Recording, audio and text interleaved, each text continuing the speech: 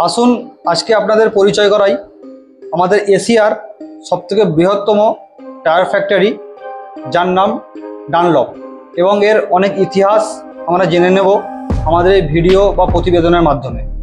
ভিডিওটি শেষ পর্যন্ত দেখুন, আপনারা অনেক কিছু জানতে পারবেন এর ইতিহাস সম্পর্কে এবং এই কোম্পানির যতদিন পর্যন্ত চলেছিল সেই চলমান গতিতে এগিয়ে ছিল না পিছিয়ে ছিল বা কতটা উন্নতি করেছিল সেই সম্পর্কে। এই দুরবস্থা সম্পন্ন বা পরিত্যক্ত রাস্তাটির ওপর দিয়ে আমরা যাচ্ছি, এই বন্ধ হয়ে যাওয়া ফ্যাক্টরিটির দিকে। দেখেই আপনারা বুঝতে পারছেন, এই রাস্তা দেখেই বুঝতে পারছেন যে ফ্যাক্টরিটির অবস্থা বর্তমানে কীরকম। এই হুগলির সাহাগঞ্জের এই ডানলপ ফ্যাক্টরির ইতিহাস জানতে গেলে প্রথমে আমাদেরকে যেটা জানতে হবে, এই কোম্পানির প্রতিষ্ঠাতা ছিল জন ডানলপ, যিনি স্কটল্যান্ডের বাসিন্দা ছিলেন। 1890 সালে প্রথমে ডাবলিনে, যা স্কটল্যান্ডে অবস্থিত, প্রথম শুরু হয় ডানলপ কারখানা। প্রথমে এই কোম্পানি সাইকেলের টায়ার তৈরি করে শুরু করে তার পদযাত্রা। তারপর পশ্চিমবঙ্গে পথ চলার কথা বলতে গেলে বলতে হয় হুগলি জেলার সাহাগঞ্জে একটি বন্ধ হয়ে যাওয়া জুট মিল সহ বৃহত্তর জায়গা কিনে 1936 সালে শুরু হয় এশিয়ার বৃহত্তম টায়ার কারখানা, যা প্রায় 230 একর জমির উপর তৈরি হয়। তারপর থেকে শুরু হয় পশ্চিমবঙ্গ তথা ভারতের শিল্পের সুবর্ণ অধ্যায়।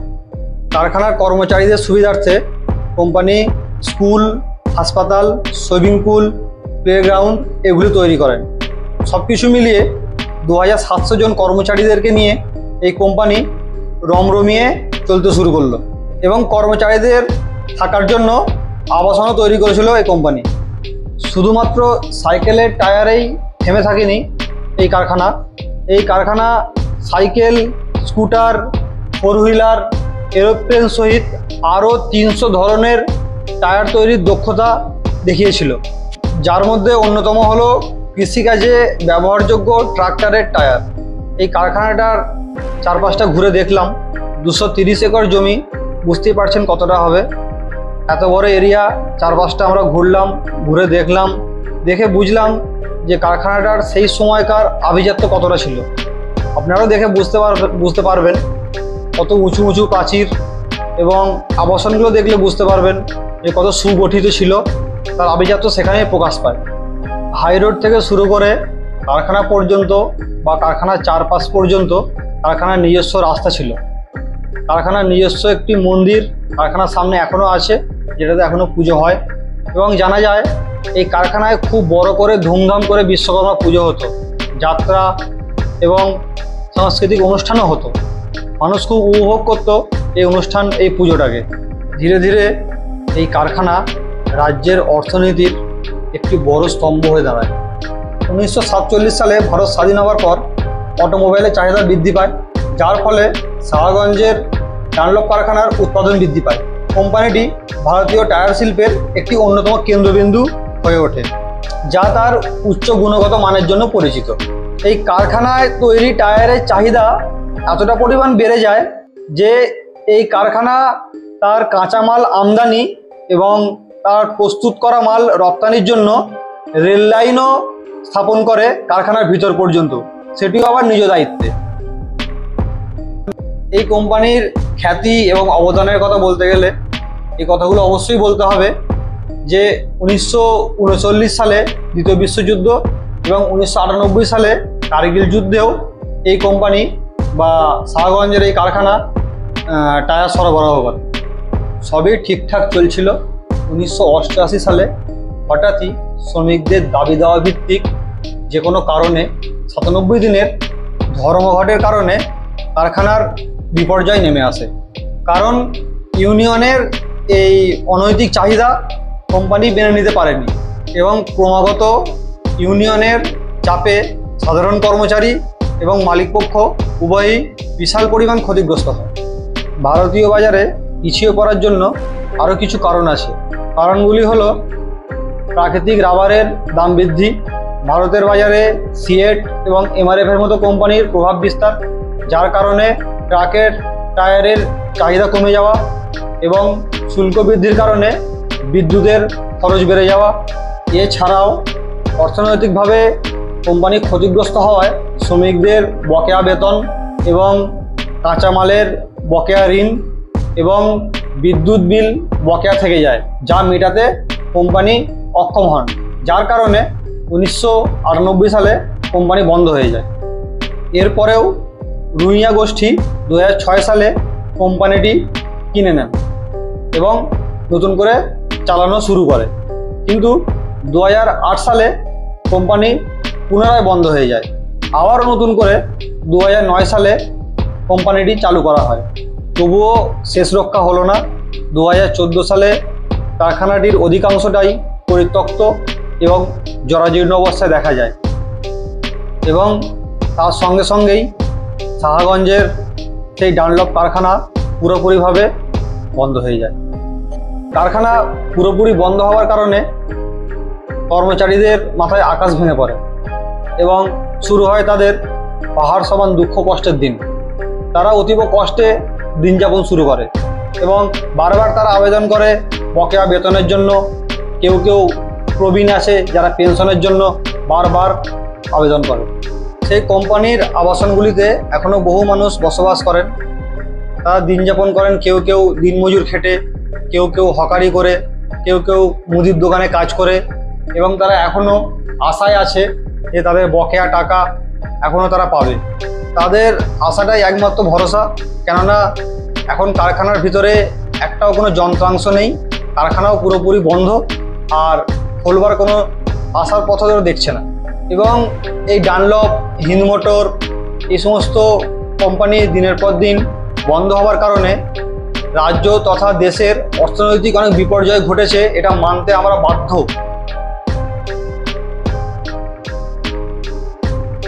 এই সেই শেষ বিজ্ঞপ্তি যা দেওয়া হয়েছিল 2023 সালে, আপনাদের সামনে তুলে ধরলাম। কারখানায় কর্মরত ছিলেন এরকমই একজনের সঙ্গে আমাদের কিছু কথোপকথন হয়েছে, আসুন আপনাদেরকে শোনাই। সব ইউনিয়ন করে পরে বা সব শেষ করে এই ধরো কি হলো, এই আমার কার্ডটা পাঞ্চ করে দিস, আমি চলে যাচ্ছি, এই করে করে করে করে ফ্যাক্টরিটা পুরো শেষ। হ্যাঁ, মানে লেবাররা মোটামুটি নিজেদের মধ্যে ইউনিয়ন করতে, হ্যাঁ ইউনিয়ন, বাস ইউনিয়ন শুরু হয়ে গেল। হ্যাঁ, এই করে করে শেষ হয়ে গেল ফ্যাক্টরি। তাহলে এই ফ্যাক্টরি ছিল সোনা। এই রাস্তা দিয়ে তুমি যাবে, রাস্তায় একটা ভাত পড়ে গেল তোলা যেত, এইরকম রাস্তাটা ছিল। এশিয়ার প্রথম। হ্যাঁ হ্যাঁ, সবচেয়ে ভালো। আমি কাজ করতাম, আমি লেবারের কাজ করতাম, কন্ট্রাক্টরের লেবারের কাজ করতাম। হ্যাঁ, তখন রোদ ছিল কত, 4.5 টাকা রোদ ছিল। অনেক দিন আগের গল্প। হ্যাঁ, 4.5 টাকা রোদ ছিল। হ্যাঁ, তাও ধরো আজ থেকে আমি কাজ করেছি 40-42 বছর আগে। হ্যাঁ, শুরু হওয়ার সময় না না, ফ্যাক্টরি তার অনেক আগে শুরু হয়েছে। হ্যাঁ, মনে হচ্ছে 1900 কত সালে হবে, এই মানে 35-40 এই তখন এটা শুরু হয়েছে। তুমি যখন কাজ করেছো মোটামুটি 1960-62 সালে। হ্যাঁ, ওইরকমই হবে। কি কি হতো ফ্যাক্টরিতে? টায়ার হতো, টিউব হতো, বিয়ারিং হতো, অনেক কিছু হতো, সলিউশন হতো, অনেক জিনিস হতো ফ্যাক্টরির মধ্যে। হ্যাঁ, এইখানের মধ্যে সেরা ফ্যাক্টরি ছিল এইটা। এরপরে ছিল ওই নামটা হিম মোটর, এরপরে হিম মোটর। মানে এইটাও প্রচুর বড় ছিল। এটাও বড়। মোটরটা আমরা ঘুরে এসেছি, ওখানে গিয়ে সবটা দেখে এসেছি, খুবই বড়। এটা তো দেখছি ওর মতনই পুরো সেম। হ্যাঁ, ওর থেকে জায়গা অনেক অনেক জায়গা নিয়ে এটা। মানে কোন ফ্যাক্টরি কতটা এক্স্যাক্টলি জায়গা ফ্যাক্টরি যেটা আছে এইখান দিয়ে নিয়ে একবারে বাস বেরিয়ে নিয়ে একবারে দিয়ে পুরো এইটা, এইগুলো সব ফ্যাক্টরিরই। কোম্পানির পুরো এলাকাটা বললাম না, ওইখান দিয়ে বাউন্ডারি ছিল, দিক দিয়ে পুরো বাউন্ডারি ছিল। হ্যাঁ, মালিক পক্ষ আছে এখানে না? না, মালিক পক্ষ আসে না সেও আমরা জানি না। দেখো, আমি পেয়ারা বিক্রি করি। হ্যাঁ, এই আসে যাই, এই স্কুলে পেয়ারা বিক্রি করি, বাস এইটুকুই জানি। এখানে 4টে স্কুল আছে। হ্যাঁ, কোম্পানির জায়গার মধ্যে 4টে। মানে লিজে নিয়ে আছে এরকম কিছু ব্যাপার? না, লিজ না, সরকারি আছে 1টা 2টো 3টে। আচ্ছা, আর ওটাও কোম্পানির ছিল, ইংলিশ মিডিয়ামটা কোম্পানির নিজের ছিল। আচ্ছা আচ্ছা, কোম্পানি তো তারপরে কোম্পানি তো নিজে আসে না, ও তো বাইরে। অবশ্যই হ্যাঁ। হ্যাঁ, ওই এখন কি হচ্ছে, এই সবাই চালাচ্ছে এখন। এইগুলো যারা কাজ করতো তারা আছে, তারা পয়সা পাবে এখনো। আচ্ছা হ্যাঁ, এখন পয়সা পাবে এখনো। সেই ফ্যাক্টরি বন্ধ হয়ে গেছে, রিটায়ার হয়ে গেছে কেউ, ওই সেসব পয়সা এখনো পায়নি ওরা। মানে কারো পেনশন সিস্টেম হ্যাঁ পায়নি, কারো তোর টানা যায়, তোর তাদের পয়সা পায়নি বলে কোয়ার্টার গুলো ছাড়তে পারছে না তারা। হ্যাঁ, সবই দিচ্ছে, সেটা সরকার থেকে দিচ্ছে, সেটা জল ফল পৌরসভা থেকে দিচ্ছে, বাঁশবেড়িয়া পৌরসভা দিয়ে কিছু। এইখানে পুরো কোয়ার্টার ছিল, আরো কোয়ার্টার অনেক উঠে। হ্যাঁ, গেটের সামনে ওয়ার্কাররা মিলে অবরোধ ধর্ণা সে হয়েছে, সেটা বন্ধ হয়ে যাবে, সেটা তো কবে হয়েছে সেসব, তাই না? হ্যাঁ, আর খোলেনি, সেই গেট বন্ধ হয়ে যায়, আস্তে আস্তে বন্ধ হয়ে গেল, সব বন জঙ্গল হয়ে গেছে, তাই তো? হ্যাঁ, তাহলে এইসব কাটা, সব এখানে ঘাস কাটাই হতো, এই বাইরে কাজের জন্য প্রচুর লেবার ছিল, শুধু বাইরে পরিষ্কার রাখার জন্য। বাইরে পরিষ্কার, পুরো ঝকঝকে ছিল ফ্যাক্টরি, পুরো ঝকঝকে ছিল, বিশাল ছিল। রেল লাইনও দেখলাম, রেল লাইনও ছিল। হ্যাঁ, এই ফ্যাক্টরির জন্য ট্রেন করে ফ্যাক্টরিতে ঢুকতো, তাই তো? হ্যাঁ, এই যে যত মাল ফাল আসতো ট্রেনে করে ঢুকতো, পুরো ওয়াগন ঢুকে পড়তো, ওয়াগন ঢুকে যেত, ওয়াগন। হ্যাঁ, ফ্যাক্টরি বিরাট ফ্যাক্টরি ছিল। আর কি হবে, আর ফ্যাক্টরি আর কি হবে কি? তোমার নাম কি কাকু? আমার নাম হলো শিবাস। শিবাস। হ্যাঁ, আমরা এই জাপুর কলোনির লোক। কোম্পানিটি তো এই হসপিটাল ছিল, তাই তো? সব নেই, এখন কিচ্ছু নেই।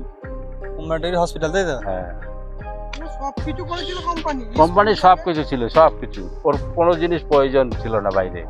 স্কুল, হসপিটাল, ফায়ার ব্রিগেড, সবই ছিল। এই যে আমরা তো তার জন্যই তো এখানে রয়েছি, ওই ফ্যাক্টরিটার জন্য আমরা ছিলাম এখানে। বিদ্যুৎ আর জলটা এখানে এখনো পাওয়া যাচ্ছে, দিচ্ছে। একটা কথা বলবো, এখানে দুটো ভাগ আছে, পঞ্চায়েত আর মিউনিসিপালিটি। এটা বাঁশবেড়িয়া মিউনিসিপালিটি। আচ্ছা। আর ওপাশে ওই যে ওইদিকে হলো পঞ্চায়েত আছে। হ্যাঁ, মানে জল আর বিদ্যুতের জন্য অসুবিধা হয় না কারোর? না, অসুবিধা নেই। ওই দেয় যখনই হয়, পঞ্চায়েতে এসে পাই। মানে এখানে ওরা আছে, আর অন্য কোথাও কাজকর্ম করে খায়? হ্যাঁ, সব কাজকর্ম করে খায়, এইখানেই থাকে। এছাড়াও যদি কোনো তথ্য থেকে থাকে আপনাদের কাছে, তা কমেন্টে জানাবেন বা আপনাদের মতামত জানাবেন। ভিডিওটি ভালো লাগলে লাইক করবেন, শেয়ার করবেন এবং কমেন্ট করবেন, আর চ্যানেলটি সাবস্ক্রাইব করবেন।